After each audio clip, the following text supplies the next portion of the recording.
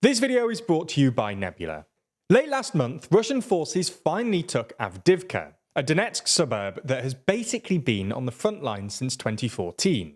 But while Russia's success has elicited some triumphalism from Russian nationalists and sparked anxiety amongst Ukraine's allies about a Kharkiv-style collapse along the Ukrainian front lines, the sheer amount of time, personnel and ammunition required to take Avdiivka is pretty much proof that Ukraine is now an attritional conflict.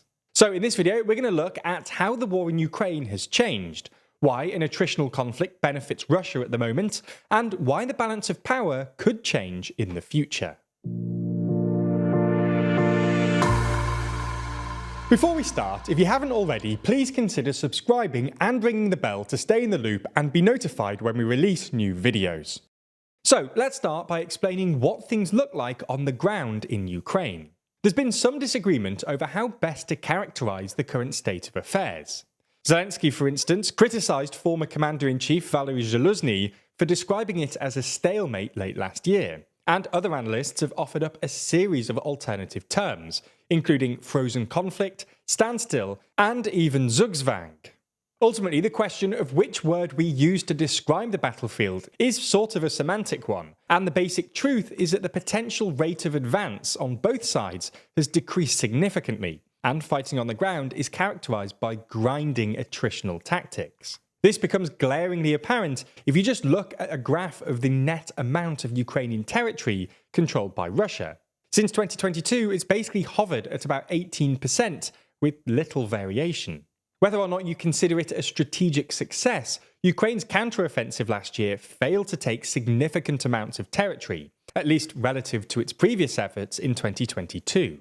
Similarly, while Russia's recent success in and around Avdiivka might have some symbolic value to Russian nationalists, the actual amount of territory taken is pretty minimal and of basically zero strategic value.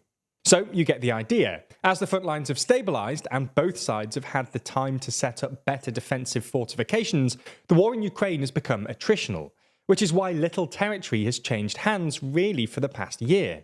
So what happens next? Well, war is fundamentally unpredictable, so there's always a chance of sudden Ukrainian or Russian victory sometime this year.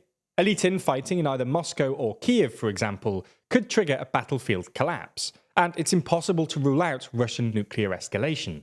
Nonetheless, the consensus among well-versed analysts seems to be that the base case scenario is continued attritional fighting for at least the next year, and probably longer. A battlefield collapse looks unlikely for the moment, given that the Ukrainians currently lack the capacity for a significant offensive, and that it took the Russians an absurd amount of artillery, personnel, and time to capture Avdiivka. Peace talks look similarly unlikely, given the gulf between Putin and Zelensky's stated positions. So, how does this new attritional phase of the war play out? In other words, who's going to win? Well, as we see it, Russia will probably have the advantage in 2024, but the balance of power will plausibly switch back to Ukraine in 2025 and afterwards. Broadly speaking, the balance of power in an attritional conflict largely depends on three factors: ammunition, manpower, and money. In all three areas, Russia currently has the upper hand, but the Kremlin's advantage should wane over time. Let's start with ammunition. The most important form of ammunition at the moment is artillery shells. During the peak of the counter-offensive, Ukraine was firing as many shells as Russia, thanks to a steady supply from pre-existing Western stockpiles and a one-off infusion of about 500,000 155mm shells from South Korea. However, Ukraine has burnt through these stockpiles, and Russia is now producing and firing way more artillery than Ukraine. Estimates vary, but it seems like Russia is currently producing something like 1.5 million shells a year, topped up with another 500,000 or so from North Korea. With American aid stuck in Congress, Ukraine is basically relying on the Europeans, who promised to supply 1 million shells a year, but are only producing 500,000 at the moment. All in all, this means that Russia has at least 4 times as many artillery shells available as Ukraine, which was apparently decisive in the battle for Avdiivka. However, things should be looking up for Ukraine after 2024. Russia is already spending an estimated 30% of its budget on defence, and inflation is running dangerously high, so further military production won't be easy without a significant reorientation of the Russian economy. Conversely, America is due to produce roughly 1.2 million shells a year by 2025, and the EU claims it will be producing 1.4 million shells a year from now onwards, rising to 2 million in 2025. If all goes to plan, this means Ukraine will have at least a similar number of artillery shells to Russia from 2025 onwards. Similarly, when it comes to manpower, Russia currently enjoys an advantage, but this could change. Ukrainian intelligence currently estimates that Russia still has 400,000 soldiers in Ukraine, with another 20,000 or so being mobilized every month, while Ukraine has something like 200,000 active personnel. Obviously, Russia has a fundamental advantage here, insofar as it has a far larger population, but the balance of power should even out a bit when Ukraine performs another conscription round.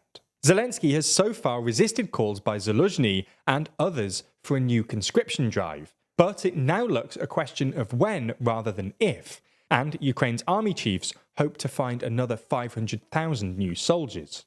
Conversely, further conscription would be politically difficult for Putin. While there have been some rumours that he's planning another partial mobilisation after the upcoming presidential election, recent unrest in Russia's ethnic minority regions, which were disproportionately affected by the first partial mobilisation, and the sudden rise of anti-war politician Boris Nadezhdin, who's since been banned from the presidential election, will give Putin pause.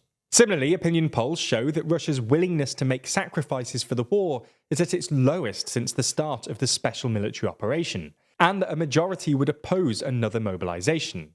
That's not to say that mobilisation in Ukraine will be politically easy, but rather that Putin's space for further mobilisation is clearly limited. Finally, let's talk money. Russia has weathered Western sanctions better than expected and quickly shifted onto a war footing, spending roughly 7% of GDP on defence. Again though, Russia doesn't have much more space for further spending. The Kremlin has funded this new defence spending with an enormous stimulus, which has made it politically easier but also stoked inflation, which has risen to about 7.5% over the past few months. This is already dangerously high, and higher defence spending would only make the problem worse or require a significant reorientation of the Russian economy. Nonetheless, with American aid held up in Congress and European aid spread out as multi-year commitments, Ukraine is clearly running low on cash. Ukraine's prospects here ultimately depend on the upcoming elections in both the EU and America, but Ukraine's economy has actually held up remarkably well so far, and with continued Western support, financing shouldn't be a significant problem. All in all, while Russia clearly has the upper hand at the moment, if Ukraine can survive 2024, there's at least cause for cautious optimism in the future. If you want to keep learning and expanding your knowledge, then I'd recommend you check out Wendover Productions' brilliant series, The Logistics of X. You likely know Wendover already, but in this series they dive deeper into the logistics and operations behind everything from search and rescue operations to ski resorts and coal mining.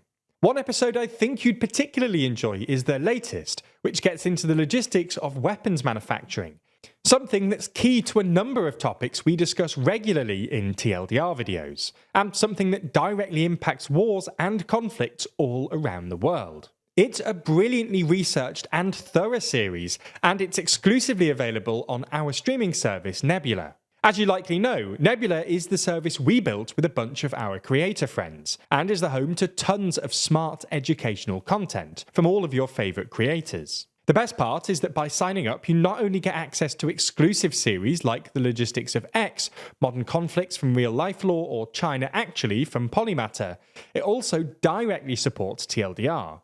That's because when you sign up, you contribute to the budgets of these big budget documentaries and help us grow and expand our ambitions. If you want to get more superb context and support TLDR, then if you sign up using the link below, you can support us directly and get Nebula for 40% off their annual plan. That's less than £2 a month. Thanks for your support and for backing Nebula.